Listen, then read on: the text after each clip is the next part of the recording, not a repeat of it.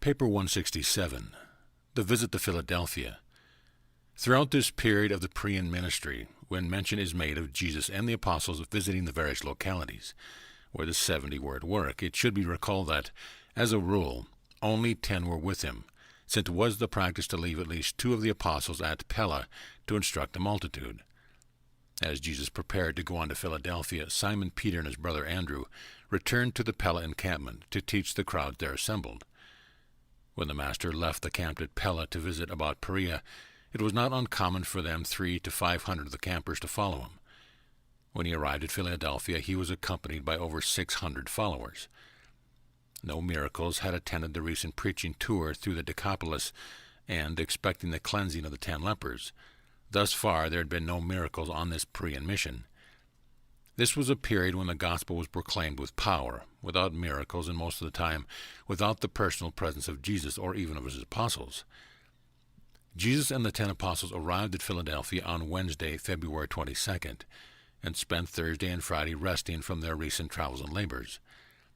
That Friday night James spoke in the synagogue, and a general council was called for the following evening. They were much rejoiced over the progress of the gospel at Philadelphia and among the nearby villages. The messengers of David also brought word of the further advancement of the kingdom throughout Palestine, as well as good news from Alexandria and Damascus. Breakfast for the Pharisees. There lived in Philadelphia a very wealthy and influential Pharisee who had accepted the teaching of Abner, and who invited Jesus to his house Sabbath morning for breakfast.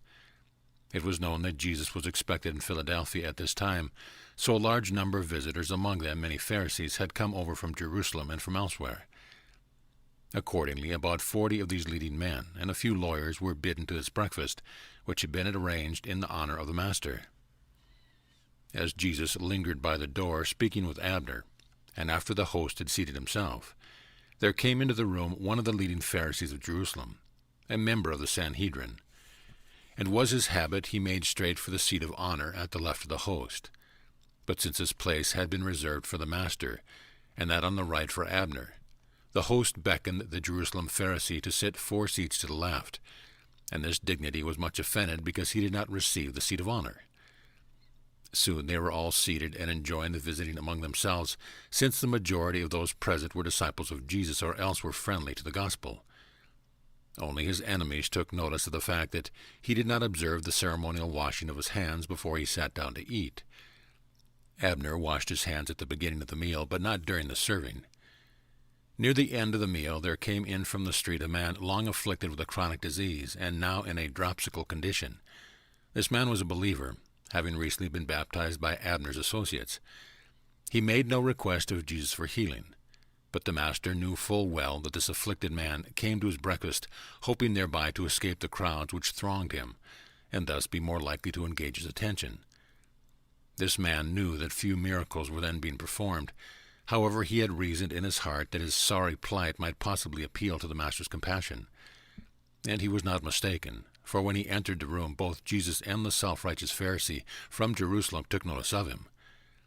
The Pharisee was not slow to voice his resentment that such a one should be permitted to enter the room.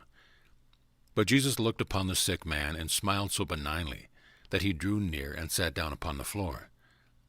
As the meal was ending, the Master looked over his fellow guests, and then, after glancing significantly at the man with dropsy, said, "My friends, teachers in Israel and learned lawyers, I would like to ask you a question.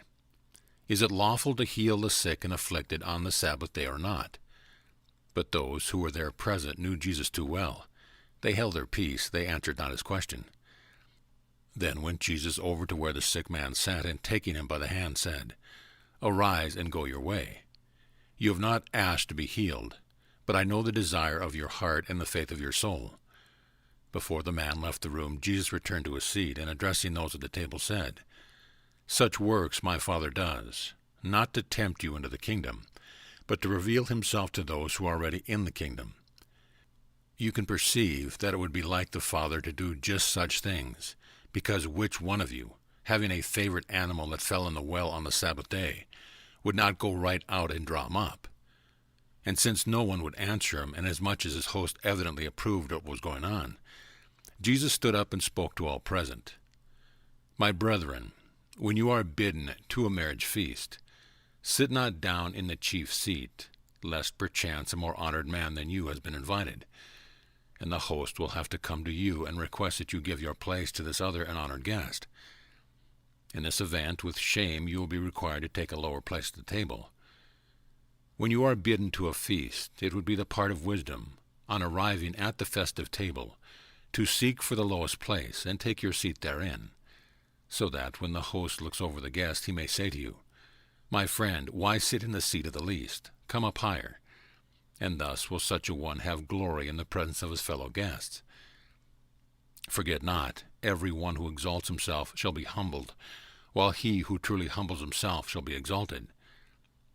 Therefore, when you entertain a dinner or give a supper, invite not always your friends, your brethren, your kinsmen, or your rich neighbors, that they in return may bid you to their feasts, and thus will you be recompensed. When you give a banquet, sometimes bid the poor, the maimed, and the blind. In this way you shall be blessed in your heart, for you well know that the lame and the halt cannot repay you for your loving ministry. Parable of the Great Supper. As Jesus finished speaking at the breakfast table of the Pharisee, one of the lawyers present, desiring to relieve the silence, thoughtlessly said, "Blessed is he who shall eat bread in the kingdom of God," that being a common saying of those days. And then Jesus spoke a parable, which even his friendly host was compelled to take to heart. He said, "A certain ruler gave a great supper, and having bidden many guests, he dispatched his servants at supper time to say to those who were invited, 'Come, for everything is now ready.' And they all with one accord began to make excuses. The first said, 'I have just bought a farm, and I must need to go prove it. I pray you to have me excused.' Another said, 'I have bought 5 yoke of oxen, and I must go to receive them. I pray you may have me excused.' And another said, 'I have just married a wife, and therefore I cannot come.' So the servants went back and reported this to the master. When the master of the house heard this, he was very angry, and turning to his servants he said, 'I have made ready this marriage feast. The fatlings were killed, and all is in readiness for my guests. But they have spurned my invitation. They have gone every man after his land and his merchandise, and they even show disrespect to my servants who bid them come to my feast. Go out quickly, therefore, into the streets and lanes of the city, out into the highway and the byways, and bring hither the poor and the outcast, the blind and the lame, that the marriage feast may have guests.' And the servants did as their Lord commanded, and even then there was room for more guests. Then said the Lord to the servants, 'Go now out into the roads and the countryside, and constrain those who are there to come into my house may be filled. I declare that none of those who were first bidden shall taste of my supper.' And the servants did as the master commanded, and the house was filled. And when they heard these words, they departed, every man went to his own place. At least one of the sneering Pharisees present that morning comprehended the meaning of the parable, for he was baptized that day and made public confession of his faith in the gospel of the kingdom. Abner preached on this parable that night at the general council of believers. The next day all the apostles engaged in the philosophic exercise of endeavoring to interpret the meaning of this parable of the Great Supper. Though Jesus listened with interest to all of these different interpretations, he steadfastly refused to offer them further help in understanding the parable. He would only say, "Let every man find out the meaning for himself, and in his own soul." The woman with the spirit of infirmity. Abner had arranged for the master to teach in the synagogue on this Sabbath day, the first time Jesus had appeared in the synagogue since they had all been closed to his teachings by order of the Sanhedrin. At the conclusion of the service, Jesus looked down before him upon an elderly woman who wore a downcast expression and who was much bent in form. This woman had long been fear-ridden, and all joy had passed out of her life. As Jesus stepped down from the pulpit, he went over to her, touching her bowed-over form on the shoulder, said, "Woman, if you would only believe, you could be wholly loosed from your spirit of infirmity." And this woman, who had been bowed down and bound up by the depression of fear for more than 18 years, believed the words of the Master, and by faith straightened up immediately. When this woman saw that she had been made straight, she lifted up her voice and glorified God. Notwithstanding that this woman's affliction was wholly mental, her bowed-over form being the result of her depressed mind. The people thought that Jesus had healed a real physical disorder.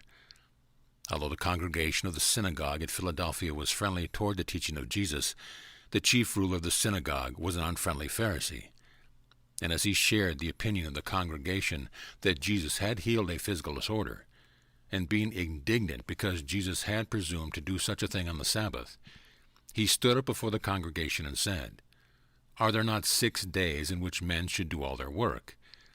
And these working days come therefore and be healed, but not on the Sabbath day." When the unfriendly ruler had thus spoken, Jesus returned to the speaker's platform and said, "Why play the part of hypocrites? Does not every one of you on the Sabbath loose his ox from the stall and lead him forth for watering?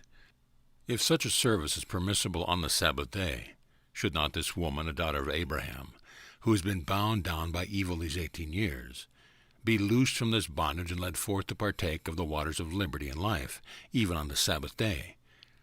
And as the woman continued to glorify God, his critic was put to shame, and the congregation rejoiced with her that she had been healed. As a result of his public criticism of Jesus on this Sabbath, the chief ruler of the synagogue was deposed, and a follower of Jesus was put in his place.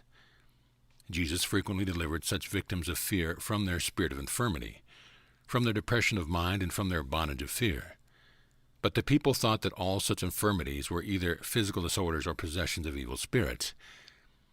Jesus taught again in the synagogue on Sunday, and many were baptized by Abner at noon on that day in the river which flowed south of the city.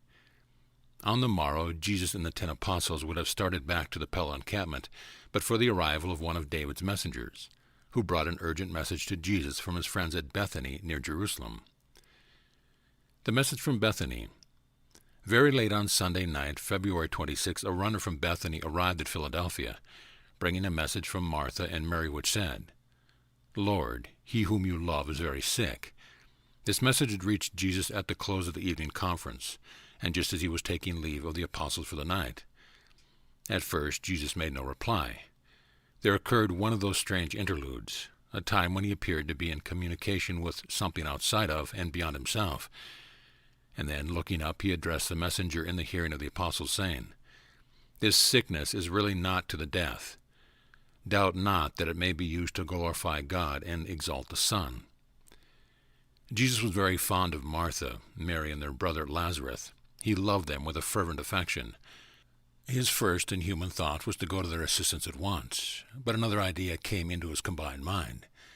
He had almost given up hope that the Jewish leaders at Jerusalem would ever accept the kingdom, but he still loved his people, and there now occurred to him a plan whereby the scribes and Pharisees of Jerusalem might have one more chance to accept his teachings, and he decided, his Father willing, to make this last appeal to Jerusalem the most profound and stupendous outward working of his entire earthly career. The Jews clung to the idea of a wonder-working deliverer, and though he refused to stoop to the performance of material wonders, or to the enactment of temporal exhibition of political power, he did now ask the Father's consent for the manifestation of his hitherto unexhibited power over life and death. The Jews were in the habit of burying their dead on the day of their demise. This was a necessary practice in such a warm climate.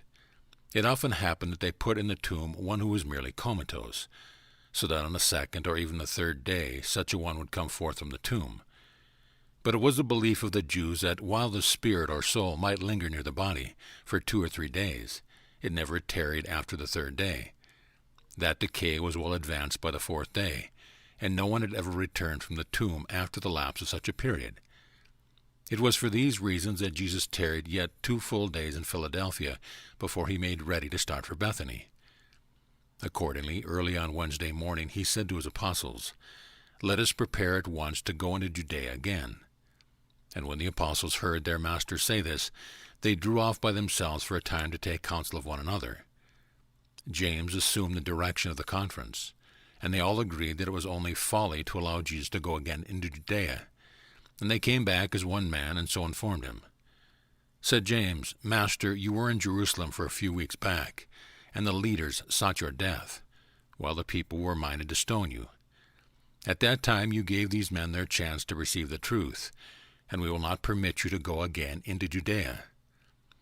Then said Jesus, But do you not understand that there are 12 hours of the day in which work may safely be done? If a man walks in the day, he does not stumble inasmuch as he has the light. If a man walks in the night, he is liable to stumble, since he is without light. As long as my day lasts, I fear not to enter Judea. I would do one more mighty work for these Jews. I would give them one more chance to believe, even on their own terms, conditions of outward glory and the visible manifestation of the power of the Father and the love of the Son. Besides, do you not realize that our friend Lazarus has fallen asleep, and I would go to awake him out of his sleep? Then said one of the apostles, Master, if Lazarus has fallen asleep, then will he that more surely recovered. It was the custom of the Jews at that time to speak of death as a form of sleep. But as the apostle did not understand that Jesus meant that Lazarus had departed from this world, he now said plainly, Lazarus is dead, and I am glad for your sakes, even if the others are not thereby saved, that I was not there, to the end that you shall now have new cause to believe in me. And by that which you will witness, you shall all be strengthened in preparation for that day, when I shall take leave of you and go to the Father. When they could not persuade him to refrain from going into Judea, and when some of the apostles were loath even to accompany him, Thomas addressed his fellows, saying, We have told the Master our fears, but he is determined to go to Bethany. I am satisfied it means the end. They will surely kill him. But if that is the Master's choice, then let us acquit ourselves like men of courage. Let us go also, that we may die with him. And so it ever was, in matters requiring deliberate and sustained courage, Thomas was always the mainstay of the 12 apostles. On the way to Bethany.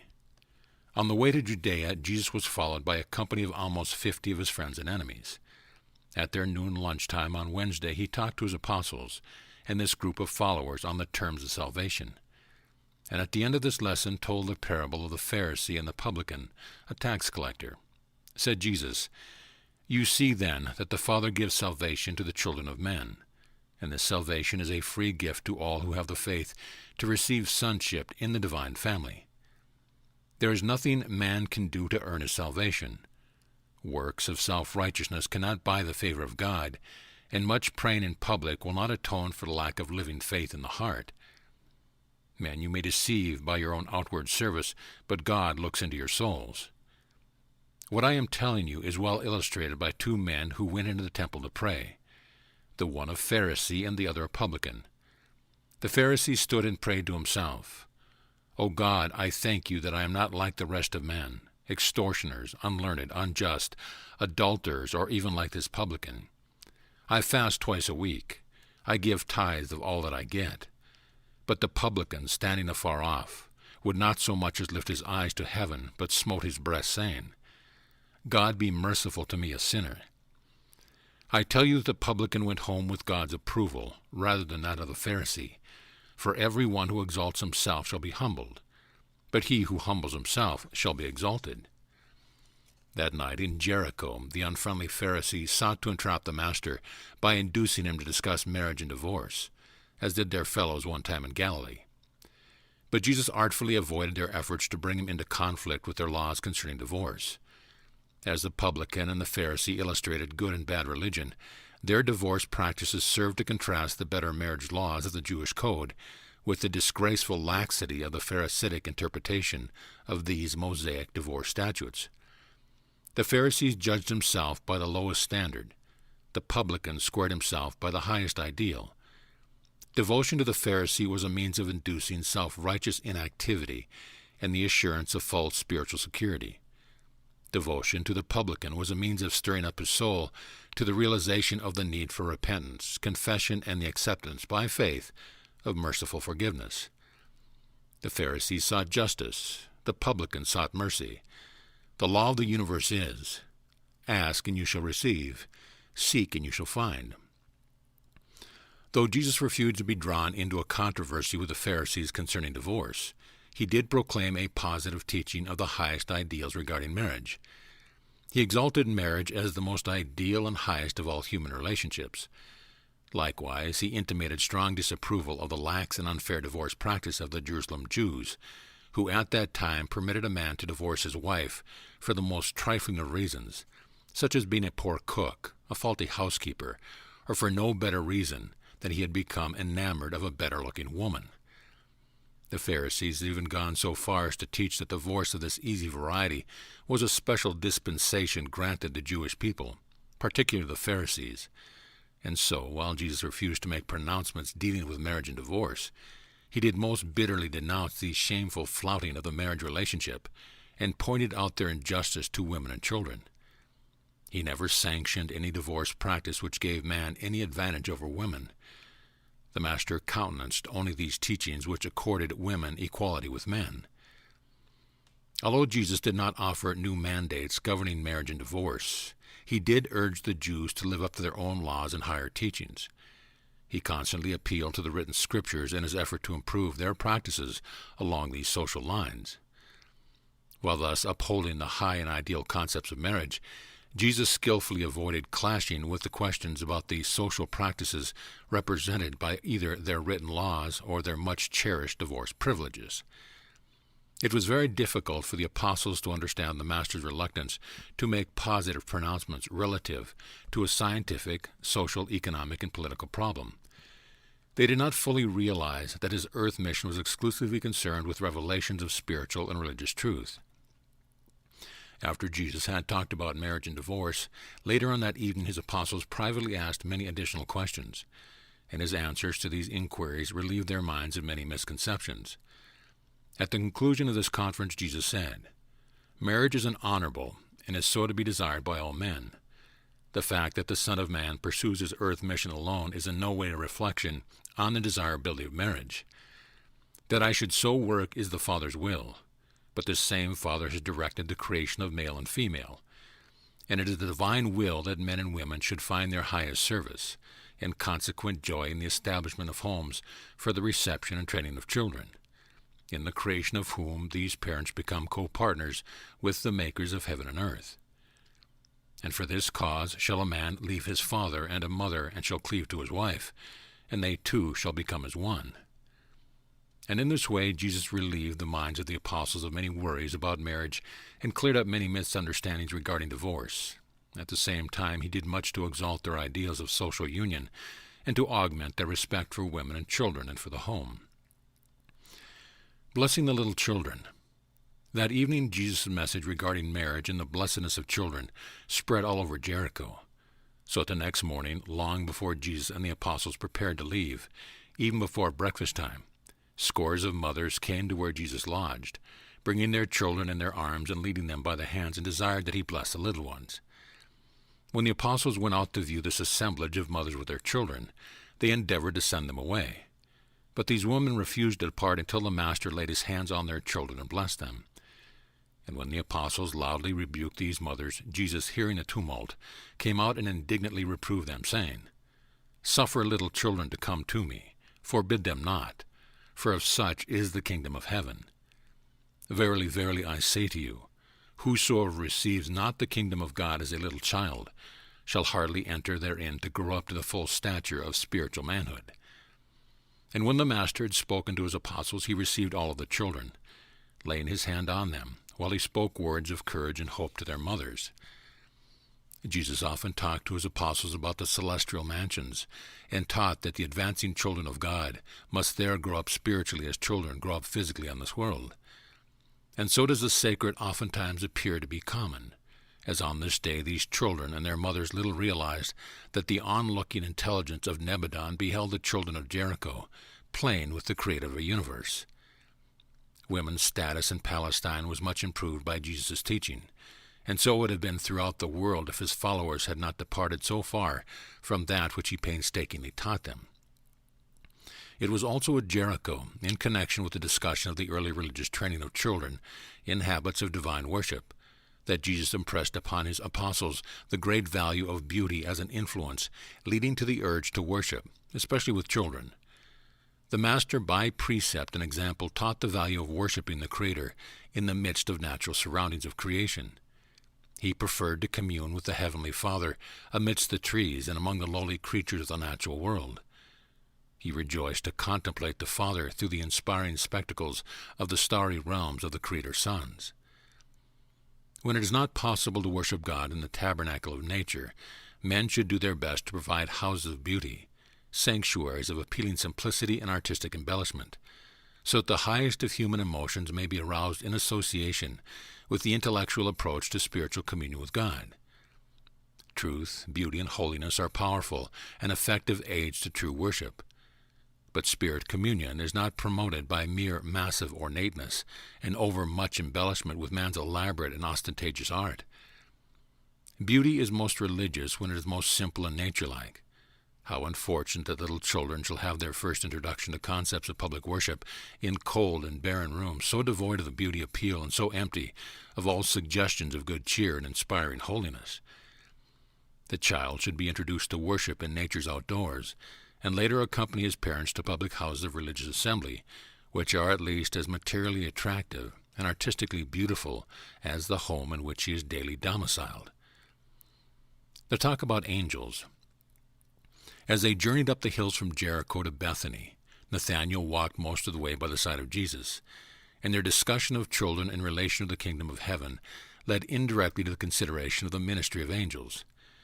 Nathanael finally asked the Master this question: "Seeing that the high priest is a Sadducee, and since the Sadducees do not believe in angels, what shall we teach the people regarding the heavenly ministers?" Then, among other things, Jesus said, "The angelic host are a separate order of created beings. They are entirely different from the material order of mortal creatures, and they function as a distinct group of universe intelligences. Angels are not of the group of creatures called the sons of God in the Scriptures. Neither are they the glorified spirits of mortal men who have gone on to progress through the mansions on high. Angels are a direct creation, and they do not reproduce themselves. The angelic hosts have only a spiritual kinship with the human race. As man progresses in the journey to the Father in paradise, he does traverse a state of being at one time analogous to the state of the angels, but mortal man never becomes an angel. The angels never die as man does. The angels are immortal unless, perchance, they become involved in sin, as did some of them with the deception of Lucifer. The angels are the spirit servants in heaven, and they are neither all wise nor all powerful, but all of the loyal angels are truly pure and holy. And do you not remember I said to you once before that, if you had your spiritual eyes anointed, you would then see the heavens open and behold the angels of God ascending and descending? It is by the ministry of the angels that one world may be kept in touch with other worlds, for have I not repeatedly told you that I have other sheep not of this fold? And these angels are not the spies of the spirit world who watch upon you, and then go forth to tell the Father the thoughts of your heart, and to report of the deeds of the flesh. The Father has no need of such service inasmuch as his own Spirit lives within you. But these angelic spirits do function to keep one part of the heavenly creation informed concerning the doings of other and remote parts of the universe. And many of the angels, while functioning in the government of the Father and the universes of the sons, are assigned to the service of the human race. When I taught you that many of these seraphim are ministering spirits, I spoke not in figurative language nor in poetic strains, and all this is true regardless of your difficulty in comprehending such matters. Many of these angels are engaged in the work of saving men. For have I not told you of the seraphic joy when one soul elects to forsake sin and begin the search for God?